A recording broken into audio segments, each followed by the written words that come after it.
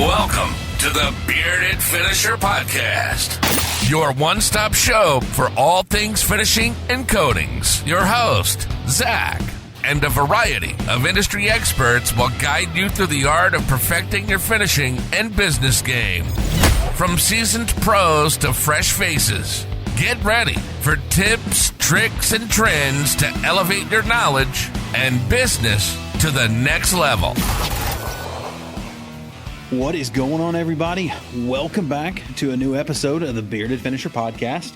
If you'll notice behind me, I got to do a quick shout out. We've got Dino with Kouros Tools, but I want to let everyone know we got our display installed for the logo, and then we've got to do a quick shout out to My Paint Buckets.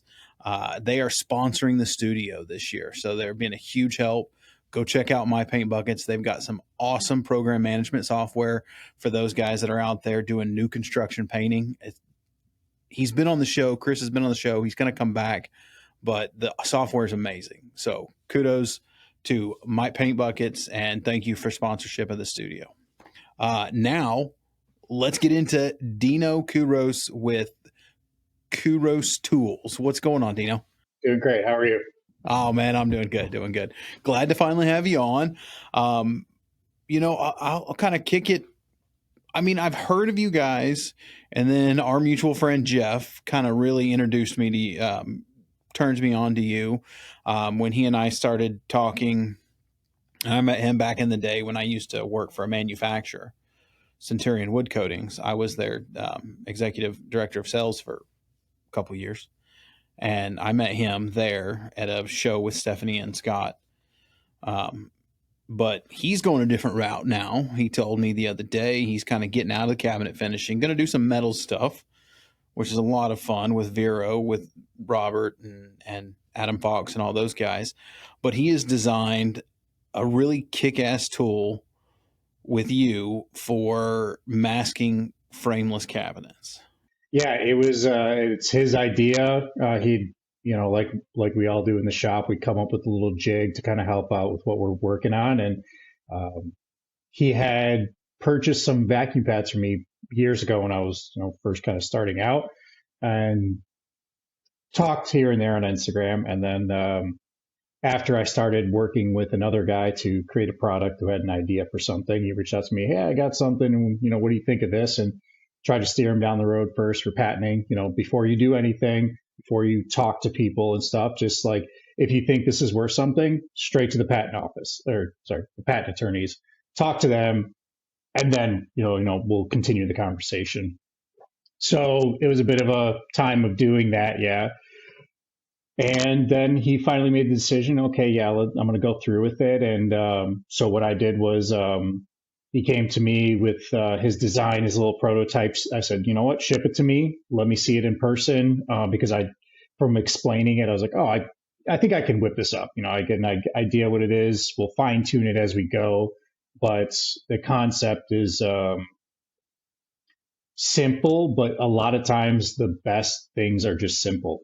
We just don't think of it. And it's like, okay, we put this together, do it a certain way. And then like, okay, wow. Now you start using the tool and it does something perfect every time, makes the process a lot simpler. And so the idea of the tool, it's the Euro line. So it's designed for European style cabinets, frameless cabinets, to where masking the inner side of the box becomes tedious to follow that edge. Now, depending on the painter, how they go about masking that edge. There's different methods of how to apply the tape, how to apply your masking paper, whatever you're doing there. But the most consuming part of it is following the line. We want a nice, crisp line on the edge.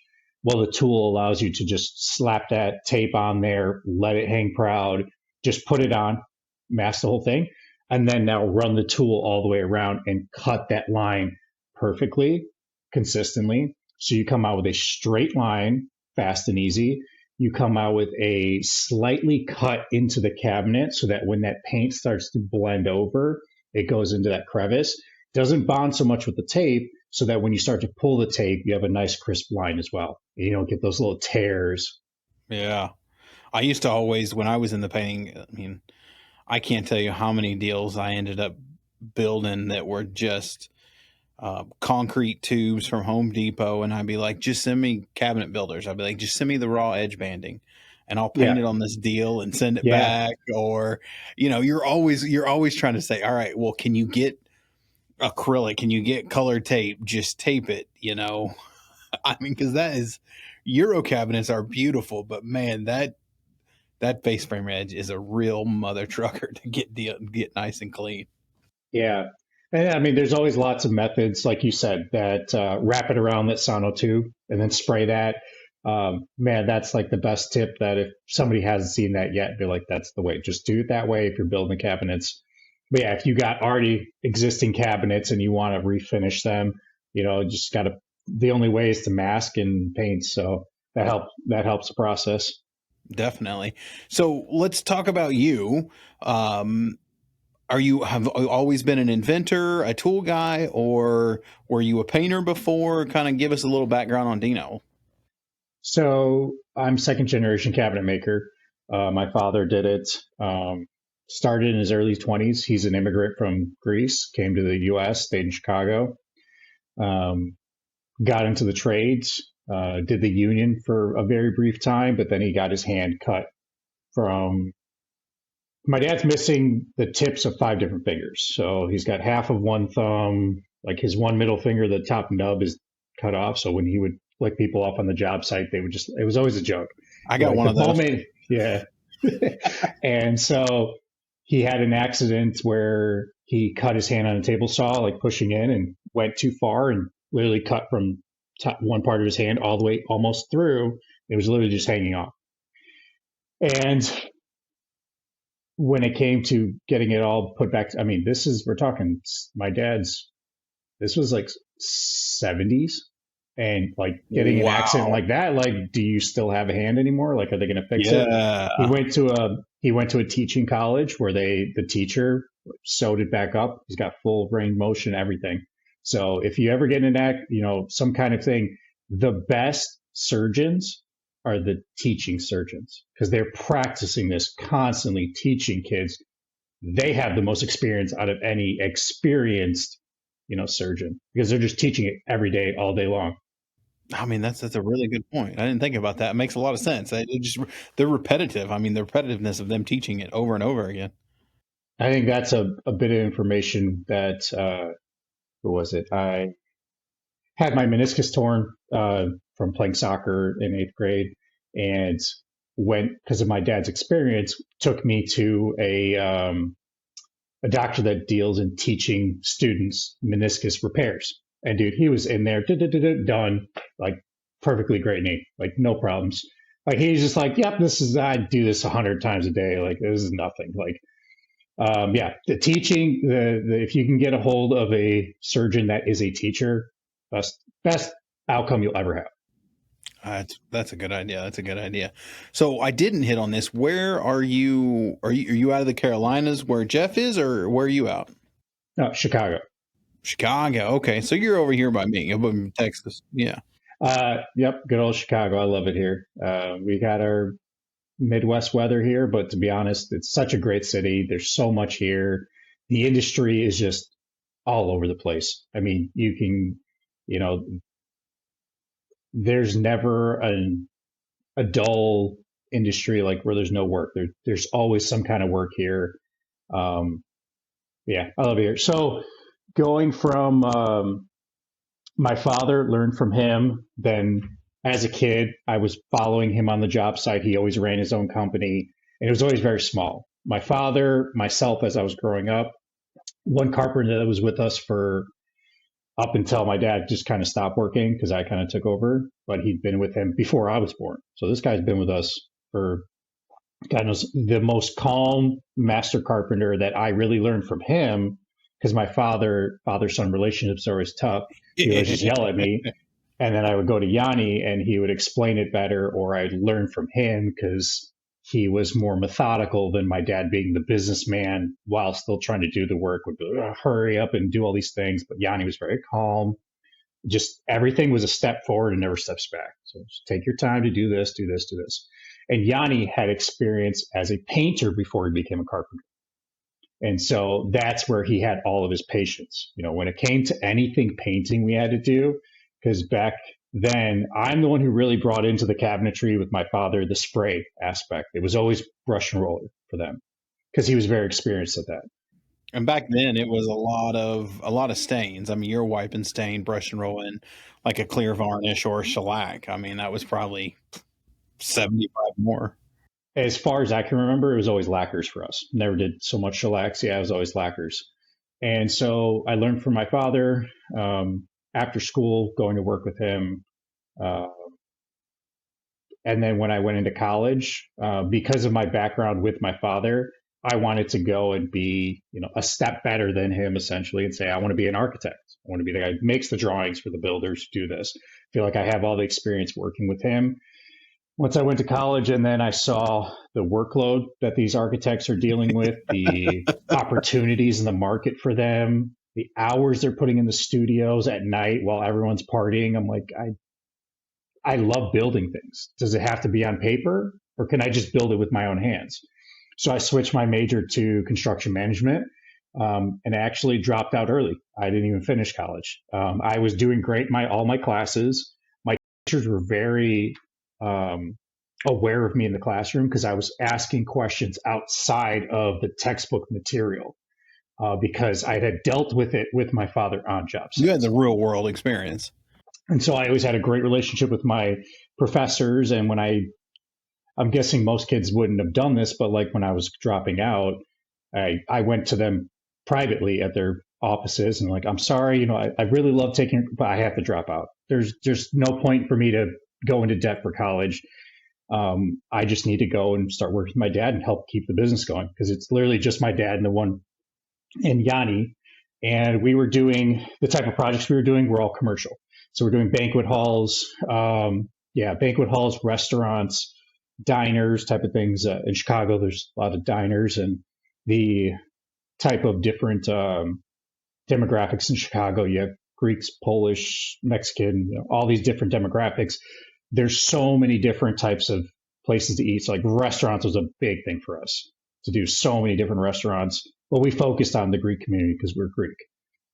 So I left college. My professors always thought like, please stay in touch. We really think you're going to do some great stuff here. And it'd be great to have you just, if you could finish your degree. I'm like, I'm sorry, but I just rather be working. I never felt so much as I never felt like sitting in a classroom and learning things was really for me. I wanted to just like start doing it. I can relate to that totally. And then after I left college, I came back home, worked with my father. And after working with him, it was about like 2 years of like full time. It was, we were button heads too much. Now that I'm older, now that I'm here, like full time, like, okay, I'm here with the business. There's no more school. There's no more growing up. Like this is the future. Just button heads. I'm trying to make the shop more efficient for just being us. I'm trying to tell them, dude, we need to invest in these types of tools, not even machines, just basic tools. Because he was very old school. When I brought a track saw, like he had never knew what a track saw was. Very great carpenter, but like the old school carpenters, they know how to work with certain tools. They don't really move up into like what new tools are out there. And some can be interesting and like, not so useful. And some could be like, wow, this really fixed a market where there needed to be a tool made for this. And so I was always like, oh, I want to see what the new tool is. And so working with my dad, I was just like, all right, I'm going to go on my own. He still kept doing commercial work for just a little bit longer, a year or two, not much. He's getting older. And I focused more on residential. I like the idea of dealing with a client. I'm younger. More approachable to the client to talk to them about everything. My father's very cold and hard and just like, oh, you don't like that? I'm only going to do it this way. You don't know what you're talking about. There's always like, they don't know what they're talking about. They don't know what they want. It's like, well, no, Dad, they're going to tell you what they want and you need to know how to like guide the conversation so that they understand that you're not criticizing them, but you're going to give them good advice. So he didn't have good bedside manner. So going into it residential, I always focused on doing the more complicated stuff. I wanted something, Didn't want to focus on doing anything like full kitchens. I'd rather do a full nice entertainment center and do it, top notch, where everything was thought of, that it was more, what's that phrase now? Function over design. Forgot that. I think it is function over design. That I wanted everything working properly. Like, this cabinet should open like this. This cabinet has a purpose. This area has a purpose, and then we'll make it look nice. As long as the components all fit together where this functions a certain way, we can dress it up. We can make it. I say this whole time, it's always just been me. Once I moved on my own, never had employees for myself. I loved the whole process through and through. I learned how to do drawings as doing the architecture program. So I knew how to draft, and everything I learned. How old were you? How old were you when this was going on? What year and age? When I went on my own? Yeah. Mid-20s, early 20s? Mid-20s. I think it was like 25. Okay. Yeah, I think about 25. It's weird. I don't tend to think too much of the past. I'm always like, what's next? And like, I try to think past. I'm like, when was that? And then obviously we all know that COVID era, that everything was a blur. It feels like it was 1 year, but it was like 4 years. It was like 4. It was like compacted into one. And what year was this when you went out on your own? When I left from my father, I got that truck. COVID didn't start yet. I think it was 2017. Okay. Because then we had a year, and then 18, 19, and then that COVID. Yeah, I think it was 17. Because that's when, like, all of a sudden I went into working for my father, not having my own expenses for my own shop, just working in his shop, doing the work for him. So now, like, all of a sudden I'm like, I can't take this anymore. It was just too volatile trying to mend that relationship when we're just literally butting heads. Yeah. I mean, my dad had restaurants and was in the restaurant world. Same thing. I mean, I used to help him at the restaurant in high school and a little bit out of high school. And yeah, I mean, button heads is an understatement. It's like, man, it's just put the ego down for a second. I'm trying to help you. Stop arguing with me. You know what's crazy is it's got to be something ingrained. Did you have kids, Dino? Yeah, I got 2 kids now. Do you have a son yet? Or do you have a son? No, 2 daughters. I've got a son and a daughter, and I feel like I can see myself doing it and trying to be like, don't. But I still do it. So it has to be something like ingrained into dads that you have to just yell at your kids when your son when you're working. Like, I can see myself doing it as he's doing something stupid, and I know he just doesn't know, but I'm like, what are you doing? Stop that. I think I'm very cautious, very aware of, like, with my daughter when she's doing things. She's 3 years old. So when she's trying to do certain things, experience things, I'm very much just let it happen. I'm very like, my dad, you know what? I think I learned that from my dad, because the first thing I ever built was, I had to be like 10 years old, somewhere around there. But I remember what I built. I can't remember the age. I think it was around 10. But I built a 2-step platform, stained it, finished it, used the miter saw and everything. So I just took a bunch of boards, put them, and then made like 2 steps for my younger sister who wanted to get up into her bed. She was just getting into like her own bed. So I made her 2 steps so that she can get up into her bed. And my dad stood back and watched me do the whole process. He had seen me just watching him use the miter saw, how to hold it, pull it down nice and steady. He was there behind me, but never did he tell me, no, don't do that. Like, he's just like, okay, try it. And so I'm very cautious now with my daughter. Everything she does, I try not to.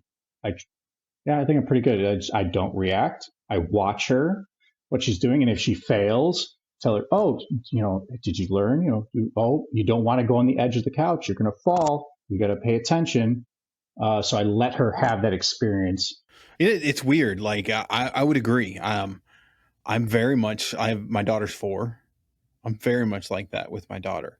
I don't know what Maybe it's the sons. weird. The sons are the ones I, you want to beat. it's, Like, yeah, it is something, and I can see myself doing it sometimes, and I don't do it all the time, but I can see myself doing it, and I'm like, don't. And the next thing out of my mouth is, what are you doing? That's not right. And I'm like, yeah. I catch myself. All right, Axon, I'm sorry. I got mad at you. Let's, it is the weirdest thing. And my wife, we were making dinner before I came to the studio, and there's some of these other kids, and we live in a 45-foot Class A motorhome, big bus, full time, looking for land. But we've been doing it this is our second year, and we actually really like it with our kids, and a lot of outside time. And these kids, and they just come running through the campground. I don't know who these kids are. And Avery, my wife, she looks at me, she's like, what's wrong with you? And I'm like, dang, kids need to know you don't run through people's yards. You go to the street and walk. And she's like, when did you turn into a 70-year-old curmudgeon? Like, I'm like, I don't know. I would think the same thing. We have our neighbors' kids that are playing soccer, and the ball always keeps coming in our yard, landing where the pool is. And every time I see them, I just want to yell, like, keep the ball on your side. But I think to myself, I was those kids kicking the ball into other people's yards. And I'm like, okay, they're just having fun. Let me just throw it back. They're just kids. I mean, that's it. They're just kids. We got to let them go. So let's jump back in. Sorry. There's those squirrels I say we always end up chasing during the show. So you're like, went out on your own, started doing the furniture. And how long were you doing furniture before we kind of get into the tool world? Yeah, the cabinetry and different things. I mean, I did furniture as well, bed frames, tables, different things. It goes with a certain experience. I like to say that, I consider myself like a woodworker, but again, the woodworking term gets thrown around a lot today with like people that work out of a garage. My father was very strict on the fact that he wanted to label himself and present himself as a professional. Because we do this for a living. We have a shop space that we pay, that we have all these machines that we work with. This is not a hobby. This is a profession, and you need to be a professional. And so he always engraved that into me that, those people that go in, and I respect it when people start somewhere. You have to start somewhere. You can start in a garage building things, but the difference of if you were looking for cabinets, and you went to someone who's building them out of the garage versus someone who has a full shop that they're renting, just from that aspect, you're like, okay, someone's doing it as a hobby, someone is an actual professional, because you have to dedicate time to this. This has to be a lifestyle that you have to follow. And so going into it, I did the cabinetry professionally, and then I got into more of the tool stuff. When was that? Because my very first thing was the vacuum pads that I did. I call them the vac pads. I first announced it on my birthday because I had a very close group of friends that I invited over for drinks, hey, and then I just had it there, like my very first one. I'm like, hey, I'm going to maybe make this thing and sell it to people if they're interested. I had some people reach out that they were interested when they saw videos of me using it when I was edge banding by hand before I had an edge bander, the iron on. And so you had to hold that board somehow. Either you put it into a wedge, but you can damage the board if you've already pre-finished it. There's always the best thing is a vacuum pad to hold it. And so vacuum pads are not new, but there isn't a whole lot of things out there to hold those using a suction pad, except for Festool at the time was really only widely available. There's some very special companies out there that cater to very specific things that like you have to dive down a rabbit hole just to find that company. To have a what I would call a mainstream. I mean, vacuum pads were very specific to industries and segments of industries. It wasn't something where you could go to a hardware store and find a vacuum pad, or even a specialty like Woodcraft or something. You couldn't even do them there. And if they did, because like Rockler had a set of vacuum pods that they used to have, but they weren't advertising them. So like these things were very like they were out there, but nobody's really using them. So the part of me was like, I want to create vacuum pads for myself that I hold my material that I was working with, and then enough people as I'm showing things on social media as I'm building things, so people see them like, oh, that's very useful. Like, hey, can I buy that or can I use that? And so I was just taking DM messages of like, oh, you want like 2 pads? It's this much per pad, or people reaching out to me, how much for this? And it was a lot of messages of like copy and pasting. I'd have a notepad on the side. Okay, somebody's asking for pricing. Okay, just copy and paste this whole thing, and like they see all the information. Yes. So at some point, I'm like, I got to put a website because I don't want to keep answering these things over and over. So it started off there where on my birthday,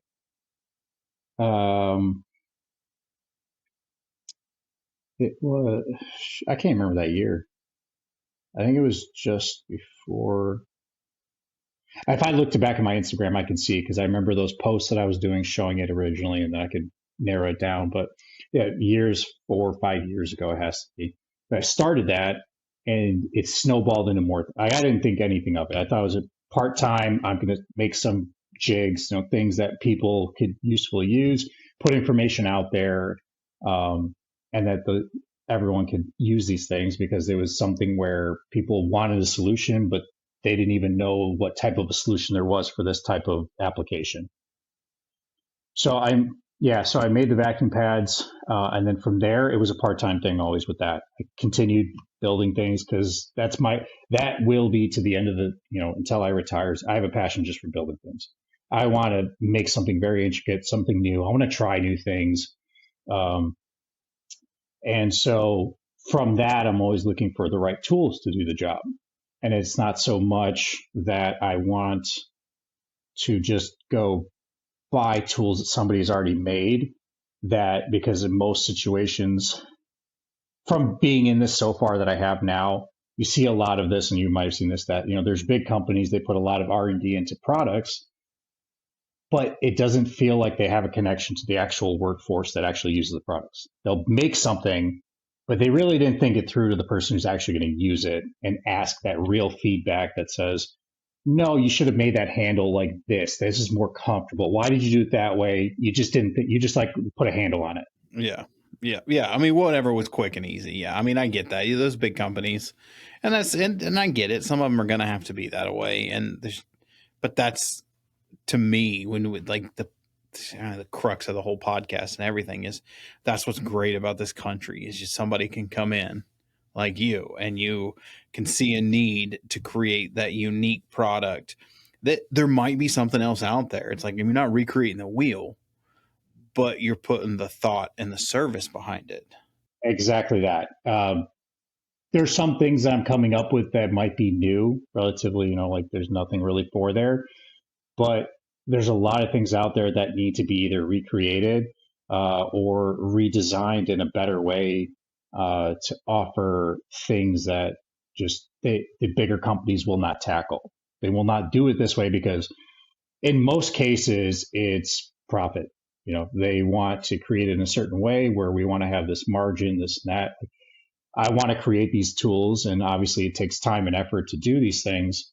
But at the end of the day, I'm still thinking, even if I put all of my time into creating something and I put it out there, what will this sell for? Because if I can't sell it at an affordable price, then what's the point? I can create this, and if I have to put a big dollar amount on it, no one's going to buy it. And at that point, it's not even. So I have to find either another way to approach it, or it's an idea that I just kind of create it and put it to the side and use it for myself. And if somebody really is interested, they'll ask for it. Yeah. Okay. Well, let's grab a quick break, refresh our drinks here.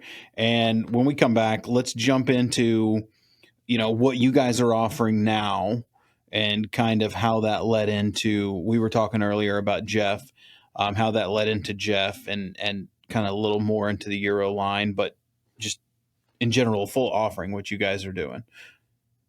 So, all right, we'll be right back, guys, and we'll jump right into that. Do you want your brand in front of the people who actually move product? Painters, finishers, and manufacturers?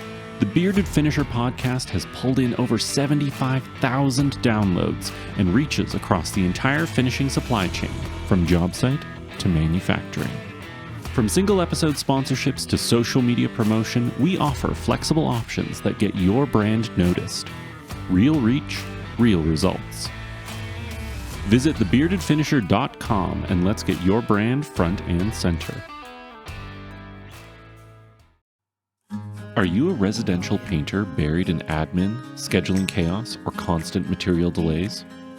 Meet mypaintbuckets.com, the first dedicated project management platform built by painters for painters.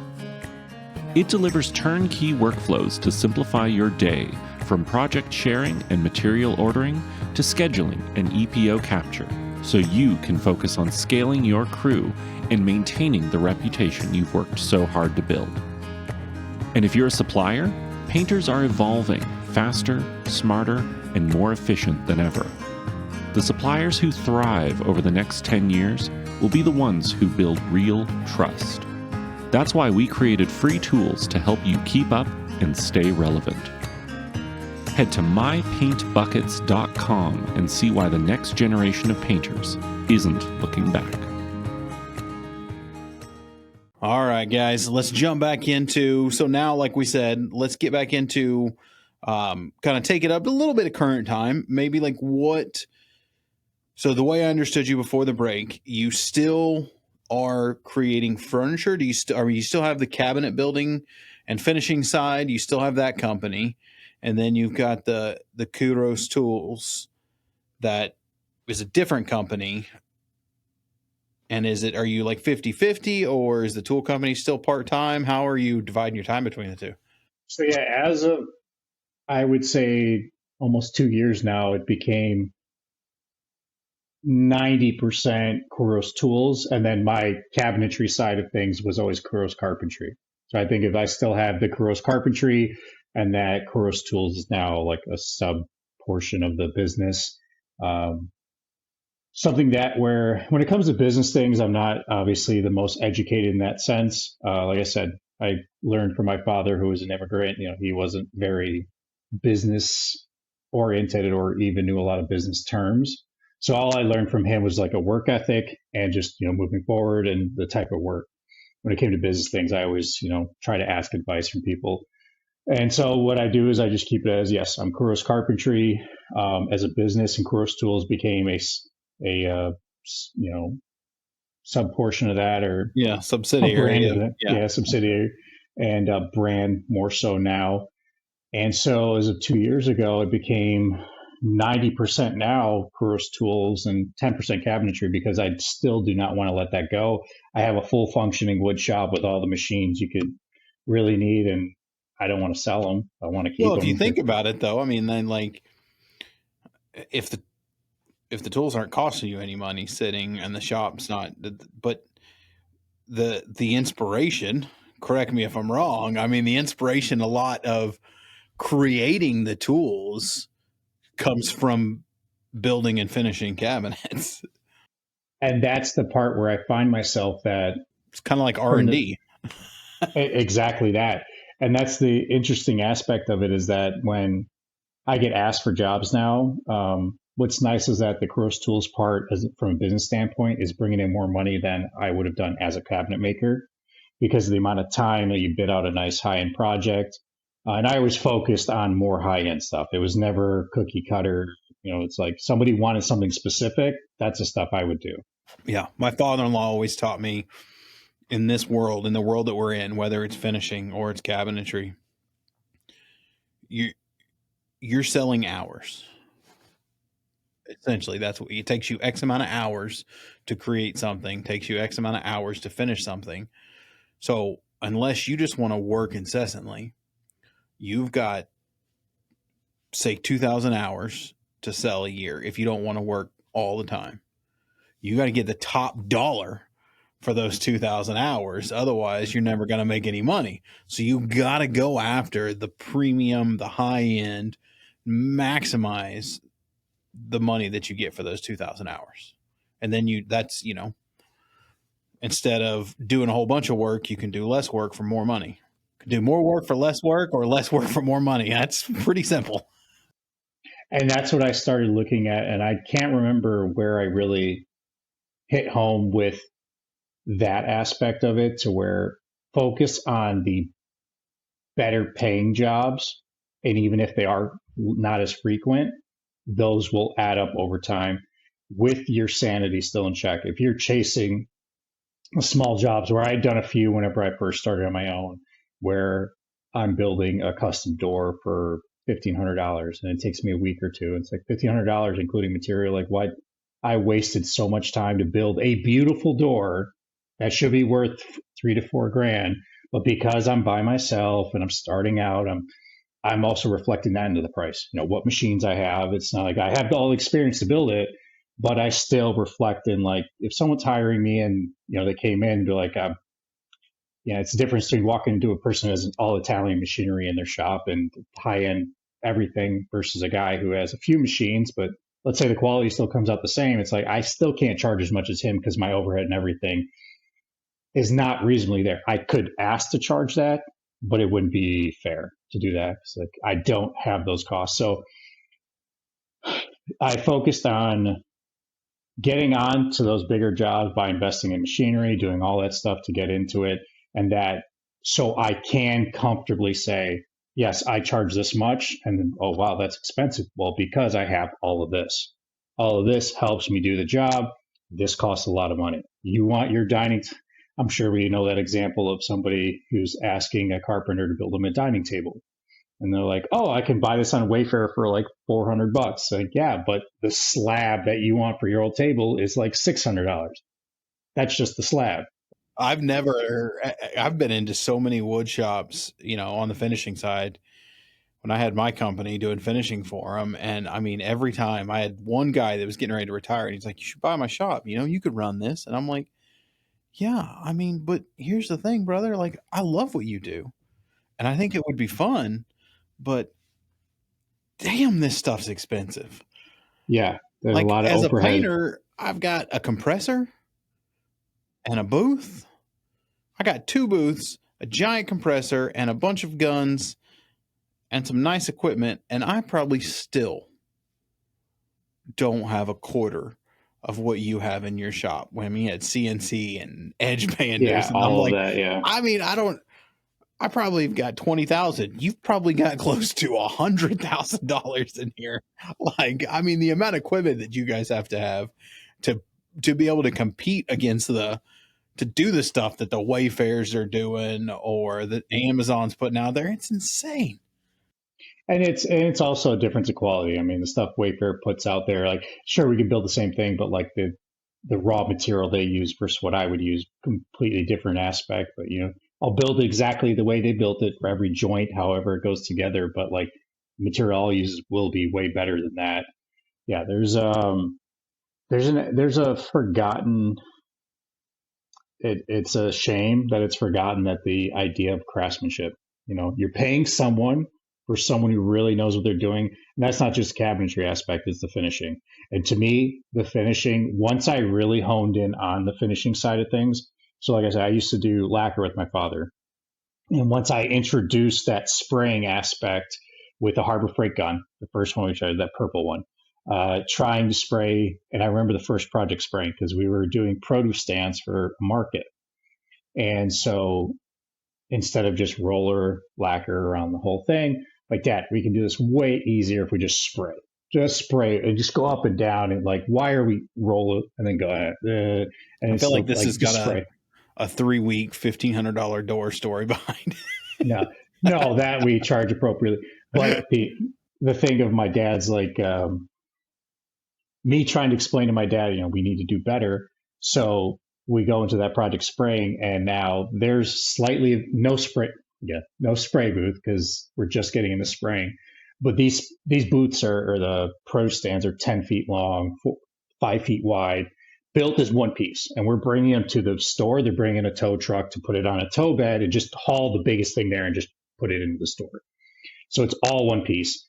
Now we're spraying the thing, and we're just continuously just spraying, and the lacquer fumes are just collecting and building. It's a fog in there, Yeah, literally a fog. you guys are feeling real good. Well, I'm wearing a respirator, but my dad with this half-lit cigarette sitting in the background was surprised to this day. And when people talk about like the idea of explosions stuff in shops, and I'm very cautious. I'm very meticulous on keeping my shop clean. So I'm very aware of all of the explosion hazards and everything. But like when I give the experience of like my father in a fog-filled 2,000 square foot shop of lacquer in the air, he's just got a lit cigarette just sitting there, and it still didn't blow up. So like I've been to like right on that, like, is it going to happen? It's about to happen. Is it going to happen? When I got into the manufacturing world, and this is, I think we might be getting, this is one of those ones. I don't care. It's my show. This will make some people mad, but screw it. When I got into the manufacturing world and you start meeting, like paint in particular, and the stuff that happens when they make paint, and it's a million times safer today than it was 15 years ago. And what's absolutely insane is the chemists are still alive that used to do it 15, 20 years ago. And these guys are like in their 90s making paint with a cigarette hanging out of their mouth with highly explosive nitrocellulose sitting beside them, stirring it in while they don't have any mercury, and it's in the middle of trying to get rid of mercury in paint. So they go to stores and just buy every thermometer they can, and they're cracking thermometers to take the mercury out of it, to put it in the paint. You listen to these guys talk. That's where they get their mercury. Yes. When like in that middle of trying to get rid of it, he said so many paint manufacturers would, hearing stories from when I got into the manufacturing side, just started meeting all these guys, and this is this guy's dad. He worked over here for 30 years. And then you meet this guy, the raw material salesman and the resin sales guys. And he's like, oh yeah, this guy, he used to be a chemist for 30 years for this company. And you just go to lunch with these guys and these stories, and you're just like, okay, maybe we took all that stuff out of the paint, and that's what's making everyone sick. Because these guys are like 90, and they were cracking mercury thermometers with cigarettes and breaking up nitrocellulose, and they're still kicking it like 90 years like my father. Yeah, he's getting close to because he's, like I said, the immigrant. He still doesn't know his real birthday. Like it's kind of mixed up. Like he has two different birthdays, and we don't know which one's the right one because he had to forge the papers to get here. And he's getting close to 80. He's almost there, and he's still building stuff. He's got a half-lit cigarette in the side of his mouth, and he just has to take some blood pressure stuff. I don't know, but he's still literally working every day. I mean, I look at those guys and I'm like, people are like, man, they look rough. I'm like, yeah, but you got people that go run marathons and are dying of heart attack. Dude over here is 90 with a cigarette hanging out of his mouth, cracking thermometers to get mercury to put in paint. He's doing great. Yeah, he's still there. Yeah. Sorry. But I always say that is what just gets me when people are talking about the older generation. I love it. I'm just like, man, that's just fantastic. Yeah. So where were we off on that last point? We're talking about Kuros. I mean, the tool side. Now it's more like into the 90%. Yes. Yeah. So now in like the last 2 years, 90% Kouros Tools, because it's picking up. People are finding me. I'm creating more products.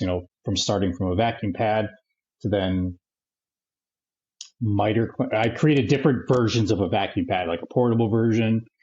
Kind of bounce off that vacuum pad system. And then I got into the miter clamp. That's really my biggest seller. We're creating clamping miters, so they're nice and tight. There was one other clamp on the market, but really the only other thing. So like I'm gonna play the ignorant painter here.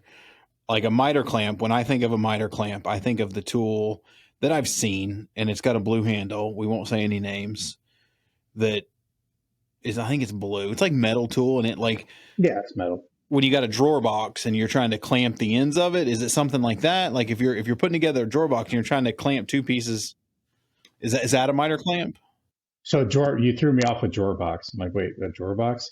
Um, no, for trim. So like, so Oh, in more okay. terms, yeah, for trim work. So, and this, I want to bring back to like really where I really got a passion for the painting is that we worked on a job for a restaurant with a painter there. He worked as a partner with the whole company, but himself, this guy George, and I'm definitely gonna send him this podcast because I have to give him a shout out. Moved back to Greece. It's a shame, but he came from Greece as a painter. But in Europe, painters are way different than here in the U.S. Yes. I mean, they're Yes. trained in so many different ways. Like they have levels that they follow. Like he said, for the first 2 years as a painter, he sanded, didn't pick up a brush, sand everything. They They have literally a did the true sand jockey. apprenticeship program when you get into the European finishing world. I mean, it's nuts. Yeah, they're masters over there. And so I finally on this job, it wasn't that his experience is beyond, but his passion was really what instilled into me that like the real love for doing the work of the finishing side. So mainly up until that point was just building cabinets, doing your simple lacquer finishes. Stain grade was for the most part, paint grade wasn't really coming in. And so very familiar with oil-based stains is what I really used in lacquer finishes. But he really brought it into me to like expand past that, use different dyes, different pigments, making things look a certain way, playing with different things because he was talked a lot with his hands. And when he talked with his hand, you can see when someone's passionate. He's like, as he's explaining it, he's telling you how he's doing it while showing you how he's doing it. He was very verbal in that sense. This project was a lot of distressed work in the restaurant. So very high end restaurant that we're adding distressed beams, all this. So we're building the beams. And George would keep telling me, like, we're going to distress it. Don't worry about the miter. Don't worry about that. Like, we're going to beat it up. I'm like, We're gonna take a you chain telling to me it. not to do good work so that you can, like, I'm here to do good work. So what are you doing? Tell me to not do good work, but that's why I'm here. But after watching him, he knew how to, there was like 13 painters there. They had a huge company and he was managing all these guys. It had to be like 13. They were all over the place. Like one guy, like there's a guy on every wall, just like working. And he knew how to manage them perfectly. And he knew how to talk to them. He knew how to get on their level and just make a joke and laugh and get them to understand.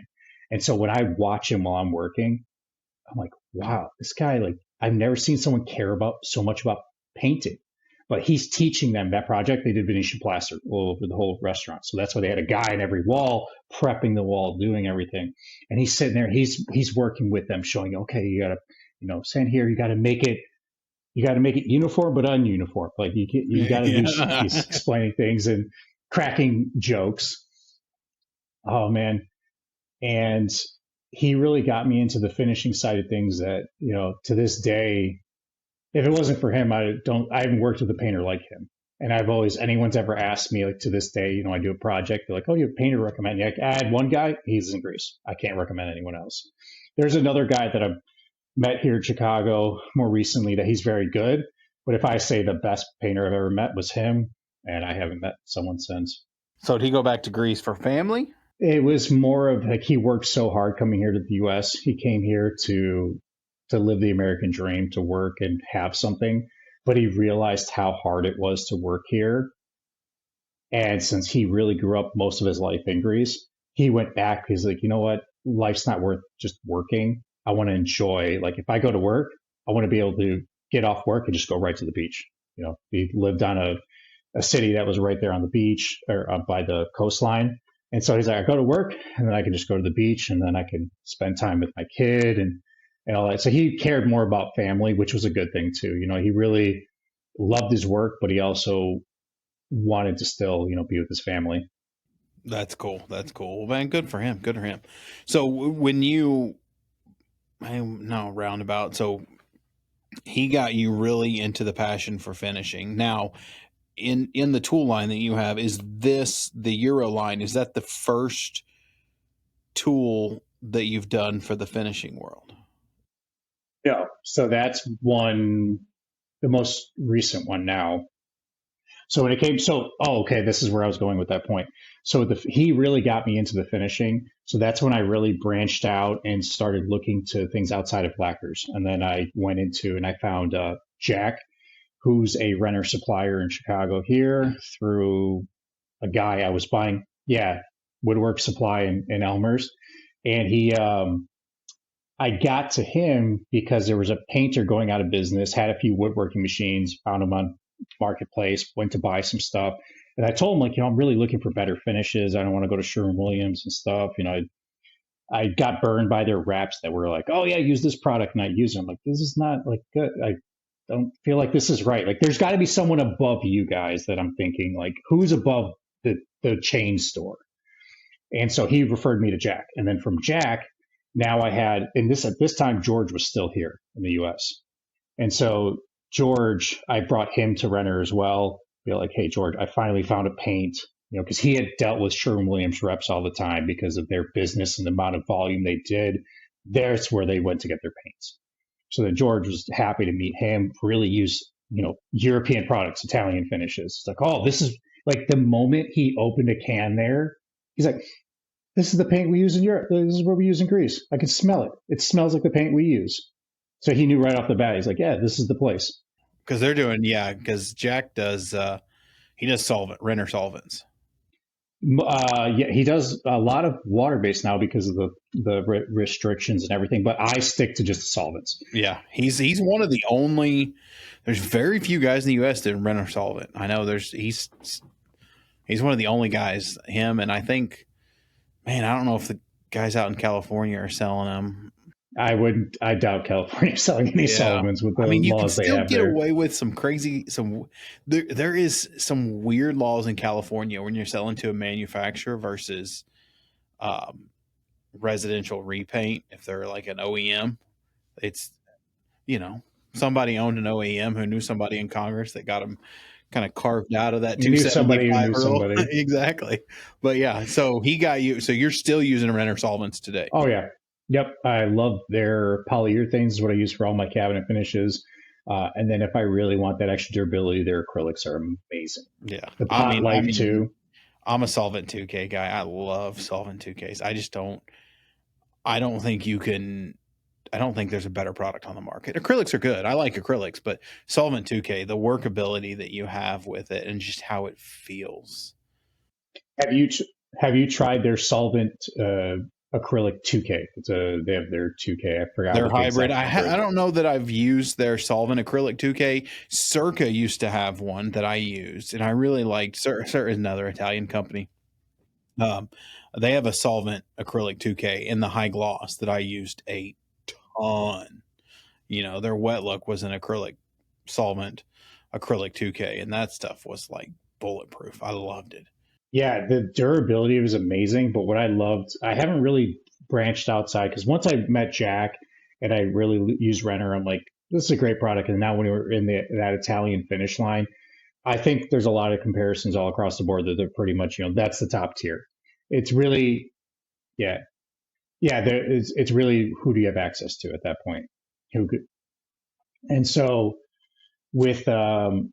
so now that I found Jack, and then now I'm really respecting the finishes side of things, because now, you're a minimum of $100 for a gallon, and that's no catalyst, no reducer, there's no nothing, and getting in those jobs where I'm telling a customer, okay, here's the build, here's the finishing side of things. And they're like, wow, that's so expensive just to paint it. It's like, yeah, because the product alone costs over $100 for the gallon. That doesn't include all the things I need to add to it. That doesn't include all the waste I'm going to have, because once I mix these things, I have a certain pot life to use it. So this is the best finish I could possibly give you. And that's what it costs. I'm sorry, I'm not going to spray anything else. If you want something else sprayed, I'll build it. I'll bring it to you, but I won't warranty anything. I won't do.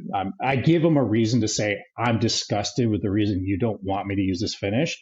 I don't want to do the job.